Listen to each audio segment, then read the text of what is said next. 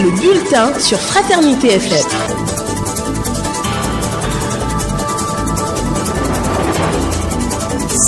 Samedi 4 janvier de l'an 2025, mesdames et messieurs, ravi de vous retrouver pour ce dernier numéro du bulletin matinal. Dans les titres bilan de l'année 2024, on en parle toujours. Dans ce bulletin, vous suivrez Adam Bachirou, secrétaire général de l'amicale des faiseurs d'opinion de la ville de Parakou. Adam Bachirou dit avoir fait un bilan mitigé au niveau des différentes réalisations de la ville de Parakou. Vous l'entendrez d'un instant à l'autre. Pendant ce temps, c'est un phénomène qui saute à l'œil à Parakou, surtout en circulation. Il s'agit du mauvais dépassement, aussi bien en moto qu'en voiture. Pour les usagers qui s'y adonnent, plusieurs raisons peuvent expliquer ce choix dangereux. Mais que dit le code de la route de notre pays à ce sujet? Alain Tébécois sera dans ce bulletin. Et puis, dans moins de 48 heures, les acteurs du système éducatif vont renouer avec les activités pédagogiques. Lundi prochain, apprenants, enseignants et membres de l'administration vont reprendre le chemin de l'école. Mais comment les responsables d'école s'apprêtent pour une bonne reprise? Pakom Voka, directeur de l'EPPTT au groupe D, nous en dira davantage. Vous suivrez d'autres nouvelles et en pied d'édition, la revue de presse hebdomadaire de Epiphan Chabi. Mesdames et messieurs, bonjour, voilà le sommet, le développement juste derrière cette transition. Radio Fraternité 96.5. Fraternité FM. Comme je vous l'annonçais dans les titres, l'année 2024 vient de se refermer avec plusieurs attentes restées insatisfaites. C'est l'avis du secrétaire général de l'amicale des faiseurs d'opinion de la ville de Parakou. Adam Bachirou, puisque c'est de lui qu'il s'agit, a précisé que plusieurs projets prévus pour être réalisés en 2024 à Parakou n'ont pas été concrétisés. Entre autres, la réhabilitation du marché gaiement, la construction de 2 autogares modernes et bien d'autres. Il se dit peiné du niveau des des travaux du projet asphaltage dans la ville de Parakou. Adam Bachirou, secrétaire général de l'amicale des faiseurs d'opinion de Parakou, qu'on écoute. L'année 2024 vient de connaître son épilogue et je crois que le bilan est mitigé à Parakou. Parce que beaucoup de choses étaient promises pour Parakou, mais jusqu'à présent, les choses piétinent et on n'arrive pas à comprendre. Et je vais commencer déjà par ce qui était depuis longtemps le projet transport urbain de Parakou, qui avait vu la traversée, le contournement de Parakou et qui devait connaître de la réhabilitation des marchés Azéké, marché dépôt, marché gaiement et la construction de 2 autogares modernes, ainsi de suite. Mais malheureusement, jusqu'à ce jour, c'est seulement le marché Azéké après 1000 plusieurs appels qui a commencé par connaître un semblant de changement. Secondo, je prends le projet Alphatage, je suis un peu peiné. Peiné dans le sens que le chef de l'État, Patrice Talon, avait promis nous quand même faire beaucoup de choses pour Parakou. Quand on nous avait donné 70 km de projet Alphatage à Parakou, comme à Boumekalavi, j'avais dit ouf, ça c'est bien. Mais je suis à environ quelques mois de la fin du mandat, je reste dubitatif.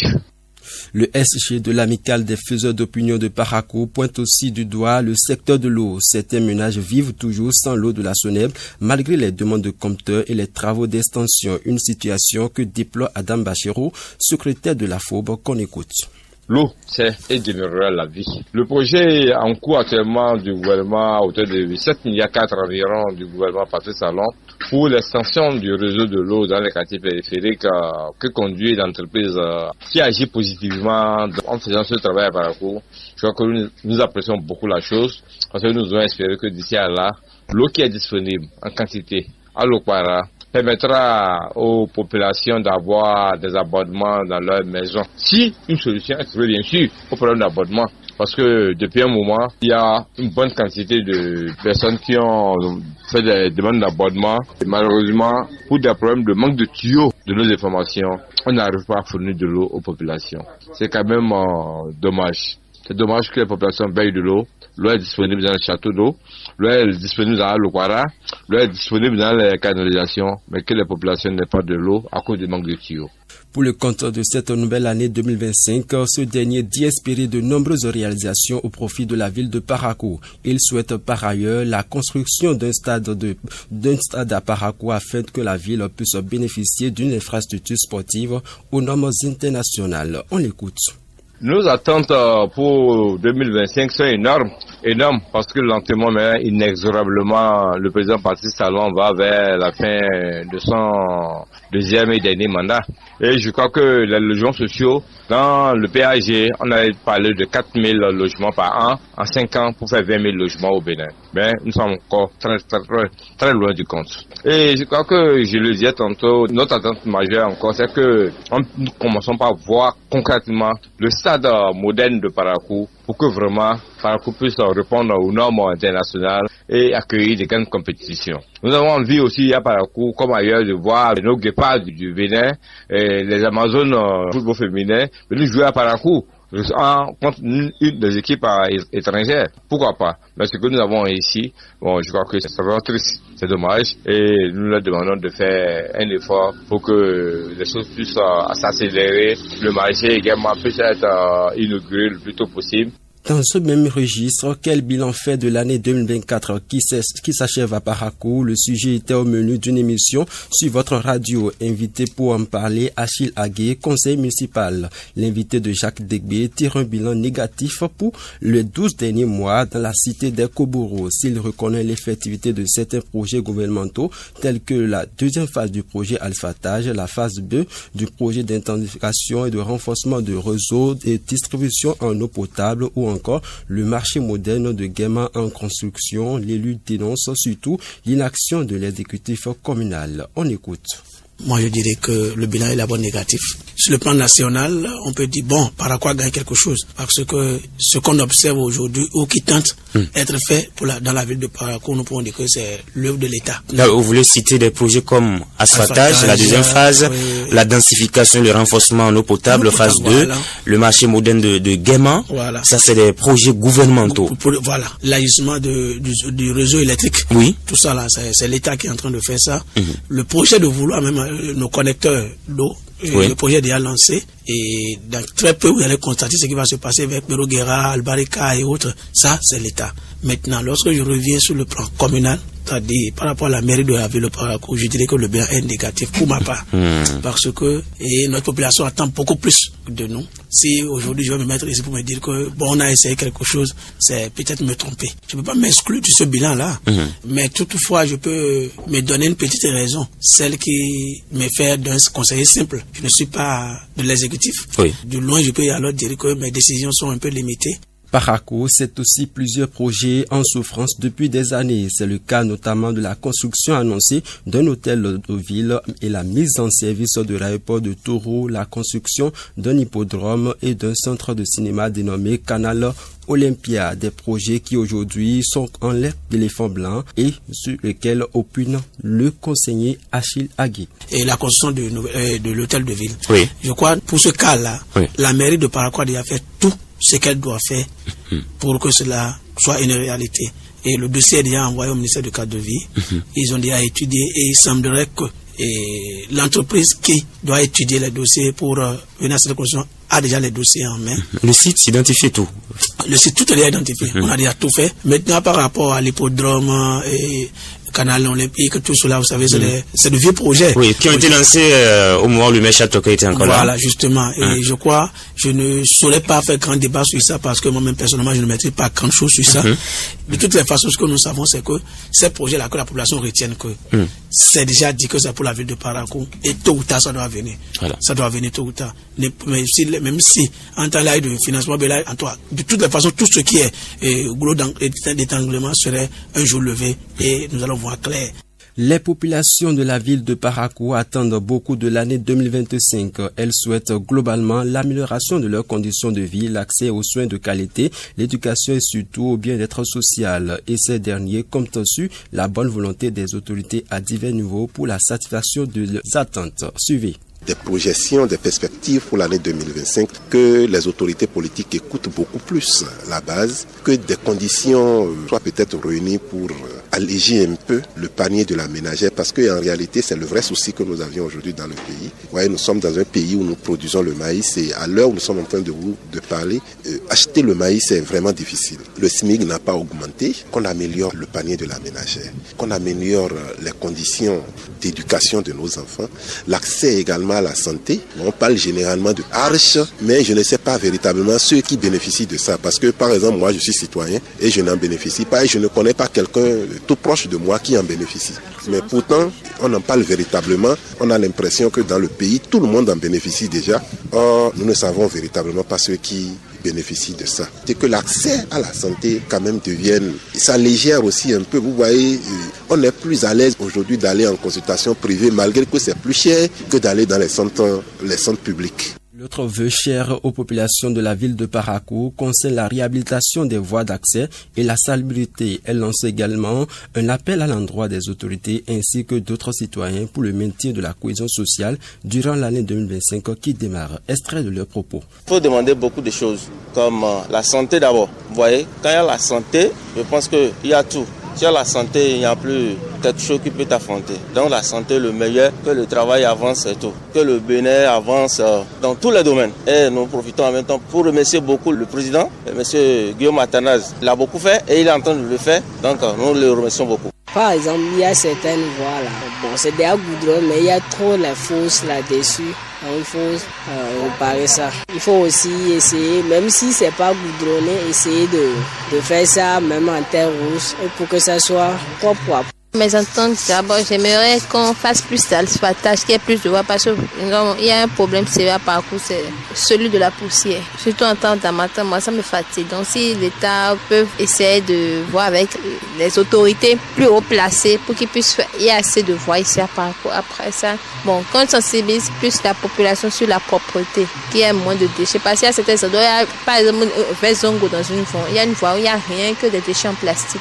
Donc, qu'on sensibilise les populations qui s'abonnent pour que la manie vienne ramasser les ordures. Je vous l'annonçais dans les titres, à Parakou, c'est un phénomène qui attire l'attention. Le mauvais dépassement, aussi bien à moto qu'en voiture, est fréquent parmi certains usagers, y compris les conducteurs de taxi-moto et interurbains. Ce comportement irresponsable est particulièrement visible sur les grands axes routiers. Pour les usagers qui s'y adonnent, plusieurs raisons peuvent expliquer ce choix dangereux. La pression de vouloir atteindre rapidement sa destination en est une majeure. Cependant, ce type de dépassement est à l'origine de nombreux cas d'accidents graves, parfois mortels. Constant et Jean, conducteurs de taxi-moto à Parakou, expriment leurs inquiétudes face à cette pratique qui met en danger la vie des usagers. C'est un peu partout, hein. On voit ça pêle-mêle, hein. La mentalité des citoyens, on voit que ça n'a pas changé. Et c'est le non-respect d'abord de soi-même et de l'autre. Donc il faut que l'homme, dans sa mentalité, cherche déjà à protéger sa vie et protéger aussi pour les autres. Aujourd'hui, ce n'est pas le cas. Ce n'est pas le cas. Donc, il faut une sensibilisation. Mais l'État fait de son mieux, mais on s'en fout. Et c'est ça qui n'est pas bon. Changer la mentalité, là, ça serait quand même bon. Ce que ça peut entraîner, c'est grave, hein, puisque ça peut donner juste à ce qu'on peut perdre la vie dans ce sens-là. Hein. Il y a des gens qui conduisent mauvais. Quand ils viennent, au lieu je pense que le dépassement s'effectue par la gauche. Ils vont te suivre comme ça. Au lieu de te dépasser par la gauche, c'est par la droite. Et ça cause le problème. Quand tu dis, celui qui va être premièrement dit que tu n'as pas raison. Si quelqu'un m'a dépassé par la droite comme ça, là, si je me suis en sorti, je dis, oh, Dieu merci. Le mauvais conduit, tant qu'à corriger seulement, il prend priorité à droite et non priorité à gauche. Les acteurs de la sécurité confirment ce constat. Selon eux, le code de la route en vigueur interdit strictement le mauvais dépassement, quelles que soient les circonstances. Ils rappellent que le non-respect des règles de dépassement est souvent à l'origine de nombreux cas d'accidents sur la voie publique. Alain Tebekwa, moniteur agréé d'auto-école à Parakou, explique les règles essentielles pour effectuer un dépassement sécurisé. On l'écoute. En circulation, le dépassement consiste à aller devant celui qui te précède. Ça veut dire aller devant celui qui te précède, c'est-à-dire celui qui est devant toi. Donc peut-être il roule moins vite que vous et vous allez plus vite que lui. Là, vous êtes obligé de le dépasser, c'est-à-dire d'aller devant lui et continuer. Il y a des règles pour le faire. Ça ne se fait pas comme on veut. Le code de la route prévoit qu'il y a un certain nombre de précautions à prendre avant de dépasser un autre usager. Cela peut se faire en ville, cela peut se faire hors agglomération, c'est-à-dire en rase campagne.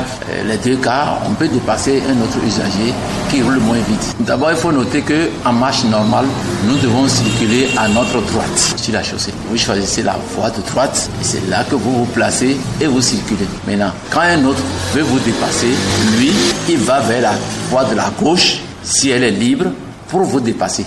Mais avant cela, d'abord, il faut noter encore que le dépassement s'effectue en 3 temps. Avant, pendant et après. Donc, il faut respecter ces 3 temps-là. Si un autre usager s'est déjà engagé pour vous dépasser, vous ne pouvez pas commencer le dépassement d'un autre usager encore.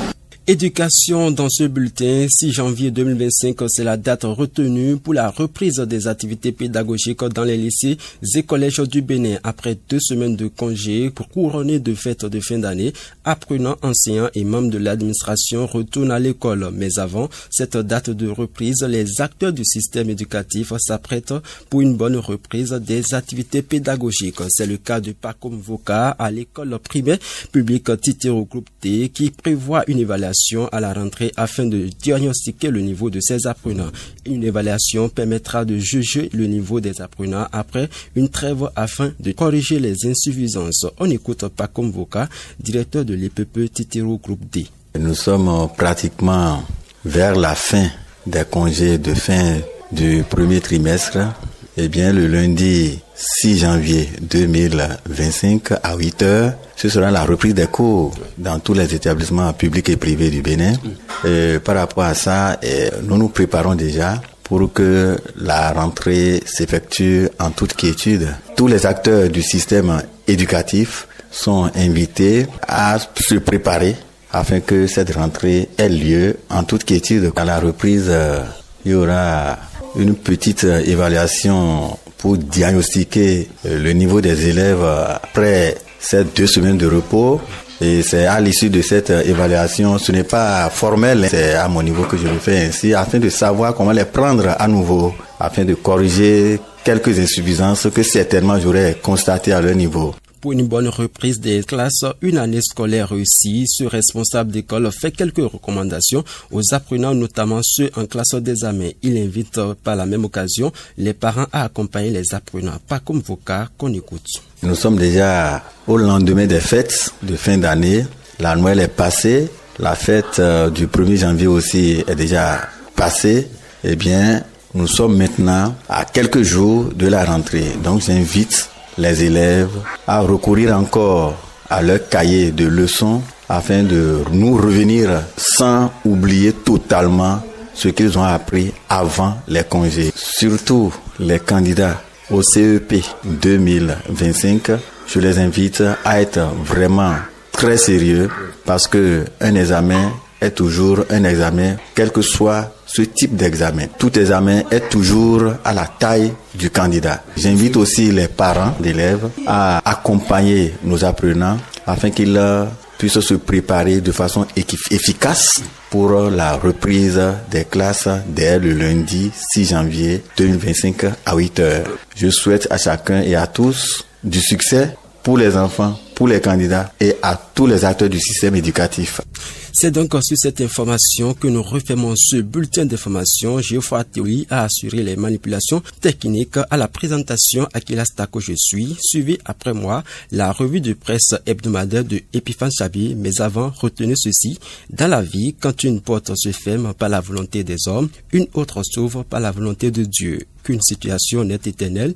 Celui qui avait pleuré en 2024 peut sourire en 2025. Le vrai bonheur, c'est Dieu qui le donne. Parfois, Dieu vous met dans des situations afin de pouvoir voir le vrai visage de ceux qui disent vous aimez. Bon week-end à chacun et à tous. C'était le bulletin sur Fraternité FM.